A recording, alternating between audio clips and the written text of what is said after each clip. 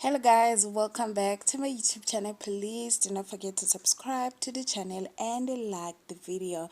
Namaps, who portrays the character of Spamandla Mthembu on Umkhokha, took it to his Instagram to announce that his EP will be dropping soon, and the title of the EP is Divine Timing.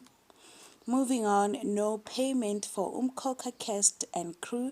According to a letter sent by Rhythm World Production, Umkhokha, the cast and crew, October 2024 salaries will be delayed. The production company says it has cash flow challenges and will pay once they have received funds. Mlungisi Mati is set to return on Umkhokha the Case and will reprise his role as Sbusiso Maphalala. Thank you for watching.